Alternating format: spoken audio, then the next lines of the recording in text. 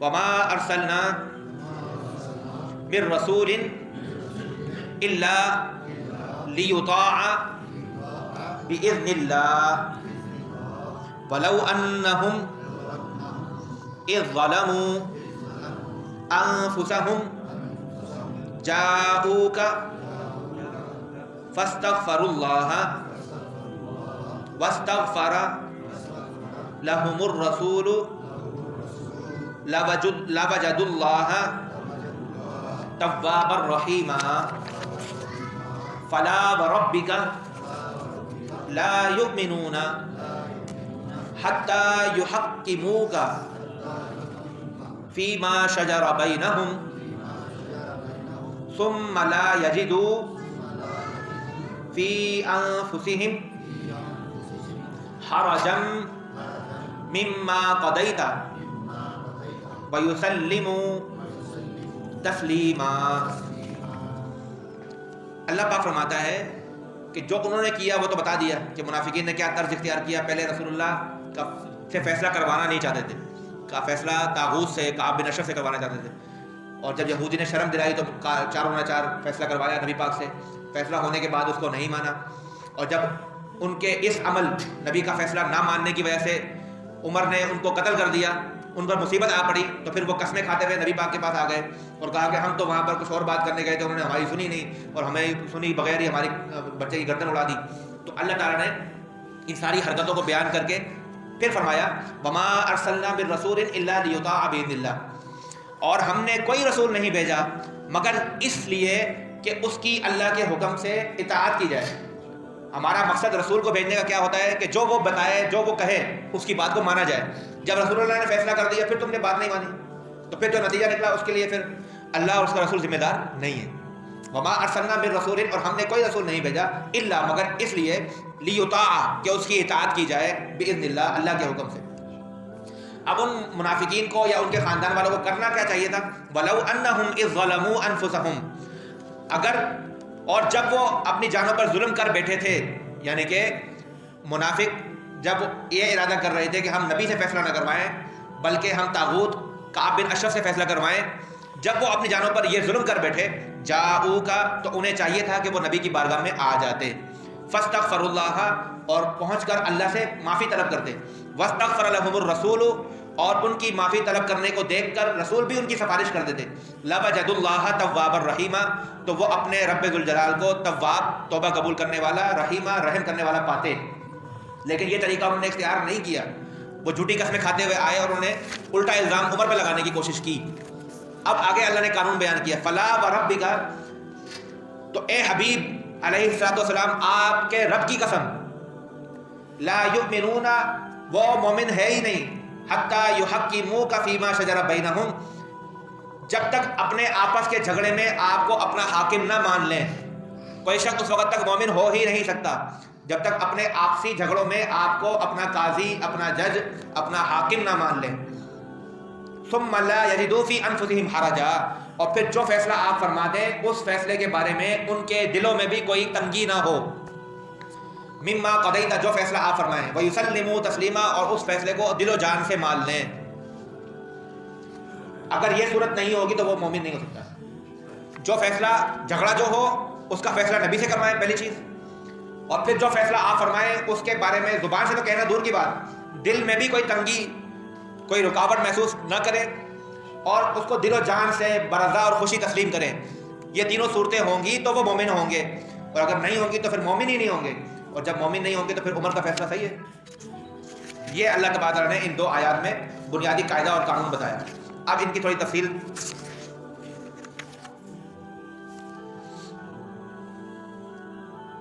اچھا، اللہ تبارک تعالیٰ نے یہ جو فرمایا کہ وما ارسلنا من رسول الا لیطاع باذن اللہ، کہ رسول، اللہ نے کسی رسول کو نہیں بھیجا مگر کس لیے کہ اس کی اطاعت کی جائے، اس کی فرمانبرداری کو اختیار کی جائے۔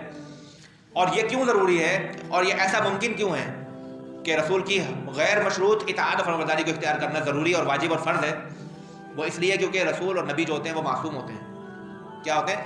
معصوم عن الخطا ہوتے ہیں، یعنی کہ ہمیں ڈر ایسے شخص کی فرمانبرداری اختیار کرتے ہوئے ہونا چاہیے کہ جو عام انسان ہے، جس سے خطا ہو سکتی ہو، جس سے گناہ ہو سکتا ہو، جو غلط مشورہ دے سکتا ہو، جو غلط فیصلہ کر سکتا ہو، جس شخص میں عصمت کی کوالٹی نہ پائی جائے، جو کبھی صحیح بات کرتا ہو کبھی غلط بات کرتا ہو، جس کا علم کامل نہ ہو، جس کا مشورہ ہمیشہ پرفیکٹ نہ ہو، جس کا فیصلہ ہمیشہ ٹھیک نہ ہو، اس شخص کی فرمانبرداری اختیار کرنے میں ڈرنا چاہیے.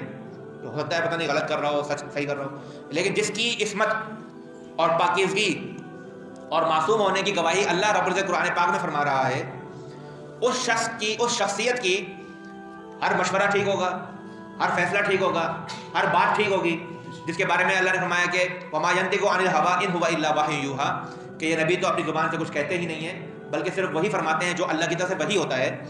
تو پھر ایسے شخص کی اطاعت و فرمانبرداری کیوں نہ اختیار کی جائے جس کی زبان سے نکلنے والا ہر کلمہ دراصل اللہ کی طرف سے وحی کیا ہوا ہوتا ہے. تو اللہ تعالیٰ نے فرمایا کہ رسول جو ہوتے ہیں، جو ہم بھیجتے ہیں لوگوں کی طرف، وہ معصوم عن الخطا ہیں، وہ غلط بات کر ہی نہیں سکتے، ان سے گناہ سرد ہو ہی نہیں سکتا، وہ کسی کو غلط مشورہ دیتے ہی نہیں ہیں، کوئی فیصلہ غلط کرتے ہی نہیں ہیں. تو اس لیے پھر ایسے لوگوں کی فرمانبرداری اور اطاعت کو اختیار کرنا چاہیے. یہ تو قابل تقلید اور قابل اطاعت لوگ ہیں. اور یہ جو اگلے حصے میں فرمایا کہ اگر وہ لوگ ایسا نہ کرتے بلکہ حضور کی بارگاہ میں تشریف لے آتے، اس آیت کے بارے میں تمام مفسرین کرام نے فرمایا کہ یہ اگرچہ یہ بات جو بیان کی گئی ہے کہ وہ اگر منافقین حضور کی بارگاہ میں آ کر استغفار کر لیتے تو اللہ تعالیٰ ان کو معاف فرما دیتا، یہ ایک خاص واقعے سے متعلق تو ہے، لیکن جو اس میں سے حکم نکل رہا ہے وہ قیامت تک کے لیے. قیامت تک کے لیے اگر کوئی مسلمان حضور کا امتی اپنی جانوں پر ظلم کر بیٹھے، گناہ کر بیٹھے اور اللہ کی بارگاہ میں معافی چاہتا ہو، تو اللہ تعالیٰ تو ہر جگہ موجود ہے، پاکستان میں بھی ہے، ادھر گلستان جوہر میں بھی ہے، لیکن اللہ تعالیٰ نے یہ نہیں کہا کہ جہاں بیٹھے ہو وہیں پر مجھ سے توبہ کر لو، میں تمہاری توبہ قبول کر لوں گا. یہ بھی کہا ہے بہت سی جگہوں پر، لیکن اس جگہ پر اللہ نے یہ فرمایا کہ سب سے بہترین جگہ جہاں تمہاری توبہ قبول ہوگی وہ جگہ کون سی ہے؟ وہ بارگاہ مصطفیٰ صلی اللہ علیہ وسلم. جب حضور علیہ السلام دنیا میں موجود تھے، حیات تھے، تب بھی صحابہ کرام رضوان اللہ تعالیٰ علیہ اجمعین آپ کے پاس آ کر توبہ کیا کرتے تھے، آپ کے ہاتھ پر توبہ کرتے تھے، بیعت توبہ کر کے آپ کے ہاتھ پہ ہاتھ دے کر کے اپنے گناہ پر شرمساری کا اظہار کر کے توبہ کرتے تھے، اور پھر اللہ تعالیٰ سے دعا کرتے تھے، اور حضور ان کی سفارش فرماتے ہیں، ان کے لیے دعا کرتے، ان کی توبہ قبول ہوتی. اور جب حضور علیہ السلام اس دنیا سے پردہ فرما گئے تب بھی صحابہ کرام قبر رسول صلی اللہ تعالیٰ علیہ وسلم پر جا کر توبہ کیا کرتے تھے. اب میں آپ کے سامنے وہ سارے واقعات 3-4 بیان کر دیتا ہوں. یہ دلائل النبوہ امام بیہقی کی حدیث کی کتاب ہے. حضرت ابو لبابہ بن عبد المنذر غزوہ بنو قریظہ کے موقع پر ان سے ایک خطا سرزد ہو گئی. آپ اس قدر نادم ہوئے اپنی غلطی پر کہ خود کو ایک ستون سے باندھ لیا اور کہا کہ جب تک اللہ میری توبہ قبول نہیں فرمائے گا تب تک میں نہ کچھ کھاؤں گا نہ کچھ پیوں گا، بھلے مجھے موت آ جائے. جب نبی پاک علیہ السلام کو پتہ چلا تو آپ نے فرمایا کہ اگر یہ میرے پاس آ جاتا تو میں اس کے لیے مغفرت طلب کرتا، لیکن اس نے ڈائریکٹ اللہ تعالیٰ سے عہد کر لیا. اب جب اللہ اس کی توبہ قبول فرمائے گا اسی وقت معاملہ حل ہوگا. اگر یہ میرے پاس آ جاتا تو میں اس کے لیے مغفرت طلب کر لیتا. 7 دن تک حضرت ابو لبابہ نے نہ کوئی چیز کھائی نہ پی، یہاں تک کہ ان پر غشی طاری ہو گئی، وہ ستون سے بندھے ہوئے تھے. پھر اللہ تبارک نے قرآن کی آیات نازل فرمائی اور ان کی توبہ قبول ہوئی. جب انہیں توبہ کی قبولیت کے بارے میں بتایا گیا تو فرمایا کہ خدا کی قسم میں اپنے آپ کو اس وقت تک نہیں کھولوں گا جب تک نبی پاک علیہ السلام خود تشریف لا کر اپنے دست اقدس سے مجھے نہیں کھولتے. چنانچہ رسول اللہ تشریف لائے اور اپنے پیارے صحابی کو ان بندشوں سے آزاد فرمایا. اب ایک اور روایت بخاری شریف کی روایت، حضرت عائشہ صدیقہ رضی اللہ تعالی عنہا فرماتی ہیں کہ میں نے ایک ایسا بستر خریدا جس پر تصویریں بنی ہوئی تھیں. جب رسول اللہ نے اسے دیکھا تو دروازے پر کھڑے ہو گئے اور گھر میں داخل نہیں ہوئے. میں نے آپ کے روئے انور پر ناپسندیدگی کے آثار دیکھے تو عرض کرنے لگی یا رسول اللہ مجھ سے کوئی نافرمانی ہو گئی ہے. میں اس نافرمانی پر اللہ اور اللہ کے رسول کی بارگاہ میں توبہ کرتی ہوں. ارشاد فرمایا کہ یہ گدا یہاں پر کیوں ہے؟ عرض کی کہ میں نے آپ کے لیے خریدا تاکہ آپ اس پر تشریف فرما ہوں اور ٹیک لگائیں. حضور نے فرمایا کہ ان تصویروں کو بنانے والے قیامت کے دن عذاب دیے جائیں گے تو ان سے کہا جائے گا جو تم نے بنایا انہیں زندہ کرو. جس گھر میں تصویریں ہوں اس میں فرشتے داخل نہیں ہوتے. ان تصویروں سے مراد جو ہاتھوں سے پینٹنگ کی جاتی ہے نا وہ والی، یہ کیمرے والی نہیں. تو یعنی کہ حضرت عائشہ نے فوراً اللہ اور اس کے رسول کی بارگاہ میں توبہ پیش کی. حضرت ثوبان رضی اللہ تعالیٰ عنہ فرماتے ہیں کہ 40 صحابہ کرام جن میں ابو بکر اور عمر بھی تھے جمع ہو کر جبر و قدر میں بحث کرنے لگے، یعنی مسئلہ تقدیر میں بحث کرنے لگے. تو روح الامین حضرت جبرائیل علیہ السلام حاضر خدمت ہوئے اور حضور سے فرمایا کہ یا رسول اللہ آپ باہر اپنی امت کے پاس تشریف لے جائیں. انہوں نے ایک نیا کام شروع کر دیا. یعنی کہ تقدیر کے معاملے میں بحث نہیں کرنی چاہیے، کیونکہ یہ تھوڑا سمجھنا مشکل ہوتی ہے۔ آپ صلی اللہ علیہ وسلم اس حال میں باہر تشریف لائے کہ غصے میں تھے، اور آپ کا چہرہ مبارک سرخی میں اس طرح نمایاں تھا جیسے سرخ انار کا دانہ ہو۔ آپ صلی اللہ علیہ وسلم کے صحابہ کرام نے جب آپ کی اس کیفیت کو دیکھ کر کھلے بازو آپ کے استقبال کے لیے آگے بڑھے، اور ان کا یہ حال تھا کہ ان کے ہاتھ اور بازو کانپ رہے تھے، اور عرض کی تبنا الی اللہ ورسولہ، یعنی کہ حضور کے چہرے کو دیکھ کر ہی آپ کے غصے کو انہوں نے بھانپ لیا، اور وہیں سے کہنا شروع کر دیا کہ ہم اللہ اور اس کے رسول سے توبہ کرتے ہیں۔ قریب تھا، آپ نے فرمایا کہ قریب تھا کہ تم اپنے اوپر جہنم کو واجب کر لیتے۔ میرے پاس جبرائیل امین تشریف لائے اور عرض کی کہ آپ باہر امت کے پاس تشریف لے جائیں، انہوں نے نیا کام شروع کر دیا۔ اگر تم یہ نہ کہتے تبنا الی اللہ ورسولہ کہ ہم اللہ اور اس کے رسول کی بارگاہ میں توبہ کرتے ہیں، اگر تم یہ نہ کہتے تو قریب تھا کہ تم اپنے اوپر جہنم واجب کر لیتے۔ کون کون شامل ہے اس میں؟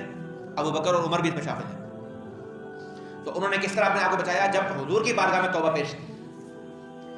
اب یہ تو وہ واقعات ہے جب حضور علیہ السلام صحابہ کے درمیان موجود تھے، اور صحابہ کس طرح سے حضور کی بارگاہ میں پہنچ کر اپنے گناہوں کی ندامت اور توبہ پیش کرتے تھے۔